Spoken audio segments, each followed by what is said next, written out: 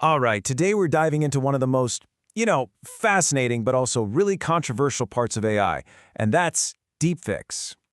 And really, it's a serious question. As this AI-generated media gets more and more sophisticated, that line between what's real and what's fake, it's just blurring faster than ever.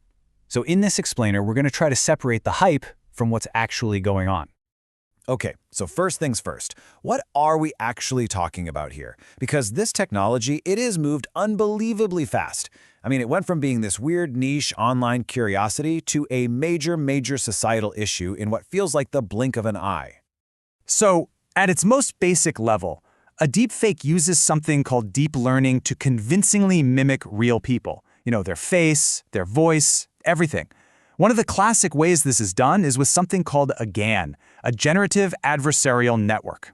Now, just think of it like two AIs in a competition. You've got one AI, let's call it the artist, that's constantly creating fake images. And then you have another AI, the critic, whose only job is to spot the fake. They go back and forth over and over, thousands of times, until the artist gets so ridiculously good that the critic just can't tell the difference anymore. And that's when you get a really convincing deepfake. And the speed of this progress is just stunning. If you think back just a few years, deepfakes were kind of clunky, right? They were pretty easy to spot. You'd see all these weird visual glitches, uncanny movements. But today, oh man, the tech is so hyper-realistic, it can fool even people who are trained to look for fakes. And here's the kicker. This stuff isn't locked away in some high-tech corporate lab. The tools to do this are increasingly open source, and they can run on the kind of computer hardware a lot of us already have at home. That barrier to entry has just plummeted, and honestly, that changes the entire game. But look, before we dive into all the scary stuff, and there is a lot of it, it's really important to get this straight. The technology itself isn't inherently evil. It's a tool. And in fact, there are some incredibly powerful and genuinely positive ways that synthetic media is being used right now. Just look at the entertainment industry, for example. They're already doing some amazing things with it. You've got actors being seamlessly de-aged in movies. You can dub films into any language with perfect lip syncing. And just imagine this, a documentary where a historical figure can actually speak their own words in their own voice. It's opening up this whole new universe of creative storytelling. And the impact, it goes way beyond just movies and art. For people with diseases like ALS, which can tragically take away their ability to speak, voice cloning offers something, well, profound. It's the chance to preserve their own unique voice so they can continue communicating with their family and friends in a voice that's truly theirs, long after their physical voice is gone. It's just an incredible gift. Okay, but for all that potential good, this technology has an extremely dark side. The exact same tools that can be used to create art and help people can also be weaponized to cause just immense harm. Over 90%. Just let that number sink in for a second. It's a truly shocking statistic, and it points directly to the single most common and most disturbing use of this technology today. Because the vast majority of deepfakes you find online, they aren't clever political spoofs or Hollywood special effects. That number, over 90%, represents non-consensual sexual content, and it overwhelmingly targets women. This isn't some hypothetical what-if threat. This is the grim, ugly reality of how this tech is being abused right now, today. And beyond those awful personal attacks, the threats to society as a whole are just massive. Just think about it.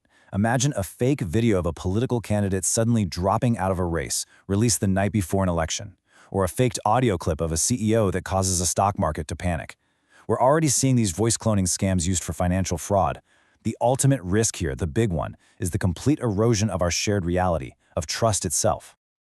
And that's the thing. The damage is immediate. Even if a deepfake gets debunked hours later, it doesn't matter. The video has already gone viral. The lie has already spread.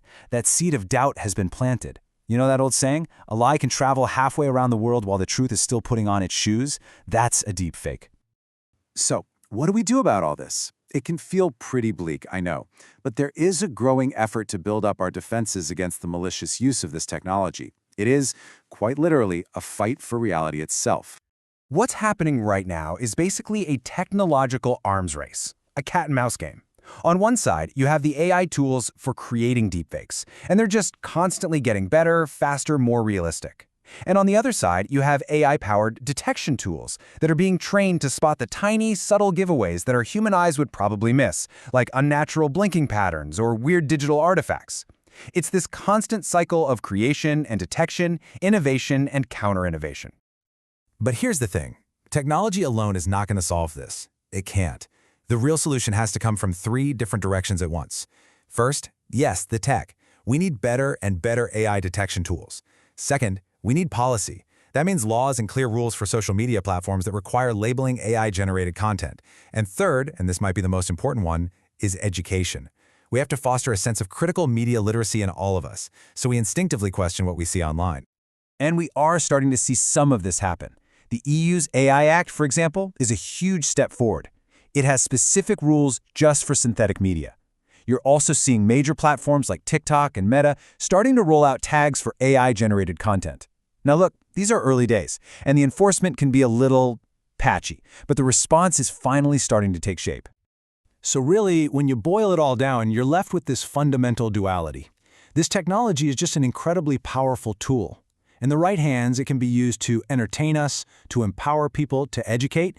But in the wrong hands, that very same tool can be used to deceive, to defame, and to completely destroy.